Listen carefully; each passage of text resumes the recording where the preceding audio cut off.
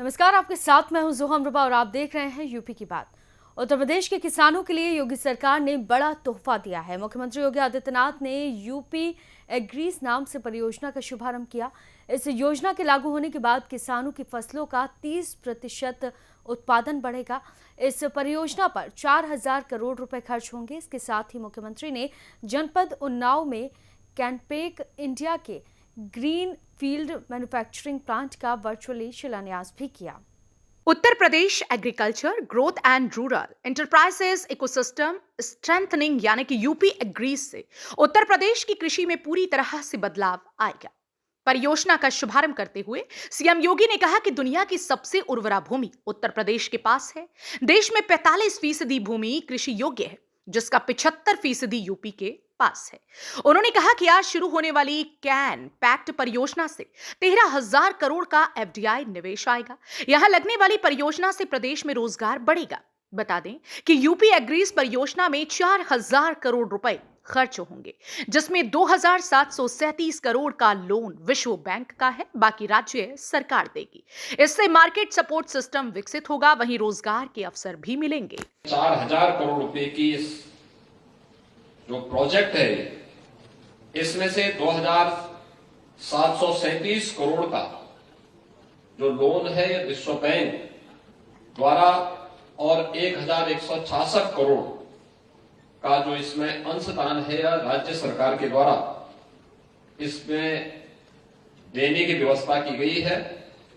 इसमें विश्व बैंक की सहायता जो यूपी एग्रीज प्रोजेक्ट का जो मुख्य उद्देश्य है, कृषि और उससे जो संबंधित सेक्टर है उनकी कठिनाइयों को चिन्हित करना, प्रमुख फसलों की उत्पादकता में एक गुणात्मक वृद्धि हो इस दिशा में एक प्रयास करना, प्रदेश के अंदर जो विशिष्ट कृषि उत्पादों के पोस्ट हार्वेस्ट मैनेजमेंट और मार्केट सपोर्ट सिस्टम को विकसित करने की कार्रवाई को आगे बढ़ाना और जिससे हम अपने अन्नदाता किसानों की आय में वृद्धि कर सकें।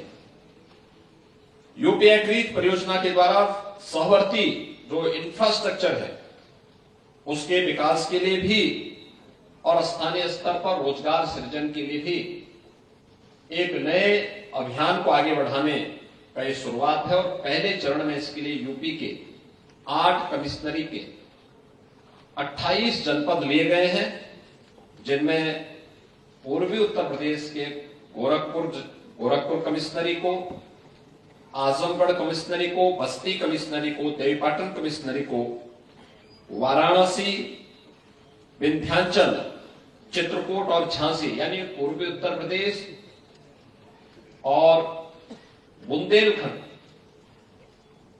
जिसमें पूर्वी उत्तर प्रदेश के 21 जनपद और बुंदेलखंड के कुल मिलाकर के 7 जनपद इसके अधीन आएंगे। इन सभी जनपदों में इस योजना को हम लागू करने जा रहे हैं और 6 वर्ष का ये पूरा प्रोजेक्ट होगा, जिसकी शुरुआत 2024-25 से प्रारंभ होकर के 2029-30 तक ये पूरा प्रोजेक्ट यूपी के अंदर लागू होगा। और इससे आप अनुमान करेंगे कि हम लोग इसके माध्यम से जो टारगेट फिक्स किए हैं, जो एग्रीकल्चर की अभी तक की प्रोडक्टिविटी है, इसमें 30 से 35% की अतिरिक्त वृद्धि करना है। गौरतलब है कि यूपी एग्रीज पर योगी सरकार पिछले 6 महीनों से काम कर रही है। अक्टूबर में कैबिनेट ने इसके प्रस्ताव को मंजूरी दी थी। इसके बाद दिल्ली में विश्व बैंक व केंद्र के अधिकारियों के सामने यूपी के अफसरों ने पूरी कार्य योजना रखी, जहां सैद्धांतिक सहमति बनी। पिछले मंगलवार को मुख्य सचिव व विश्व बैंक के अधिकारियों ने परियोजनाओं का MOU साइन किया। पहले चरण में बुंदेलखंड और पूर्वांचल के उन 28 जनपदों को शामिल किया गया है जहां उत्पादकता कम है। उत्पादन बढ़ाने के साथ ही बेहतर बाजार की उपलब्धता पर ही फसलों का दाम निर्भर करेगा और तभी किसानों की आर्थिक स्थिति बेहतर होगी। इसलिए उत्पादकों, कृषि व्यवसायियों और सरकारी संस्थानों को एक मंच पर लाया जाएगा। छोटे किसानों को इसे जोड़कर बाजार की मांग के अनुरूप उन फसलों के उत्पादन के लिए प्रेरित किया जाएगा जिनका अच्छा मूल्य मिल सके। इसके लिए कमोडिटी क्लस्टर तैयार किए जाएंगे। दुनिया की सबसे उर्वरा भूमि में से एक और सबसे अच्छा जल संसाधन जिस एक राज्य के पास है, प्रकृति और परमात्मा की कृपा से वह उत्तर प्रदेश राज्य है जिसके पास यह संभावना मौजूद है। हम इस बात को कह सकते हैं कि भारत में जो लगभग 45% भूमि कृषि योग्य है, अगर उत्तर प्रदेश में हम इस बात को देखते हैं तो कृषि योग्य भूमि में से 75% भूमि वह उत्तर प्रदेश के अंदर मौजूद है, जो सबसे उपयोगी और उर्वरा भूमि में से एक मानी जाती है। और इसी का परिणाम है कि चाहे वह उत्तर प्रदेश के अंदर गेहूं के उत्पादन में, दूध, गन्ना, आलू, आम, अमरूद, मटर, मशरूम, तरबूज और शहद के उत्पादन में आज उत्तर प्रदेश देश के अंदर, भारत के अंदर नंबर 1 स्थान पर है। देश के अंदर कुल जो सब्जी उत्पादन होता है उनमें से 15% हिस्सेदारी और फल उत्पादन में भी 11% हिस्सेदारी उत्तर प्रदेश के पास है। भारत की कुल कृषि उत्पादन में यानी देश की आबादी का 16% भाग, 16 से 17% जनसंख्या उत्तर प्रदेश में निवास करती है,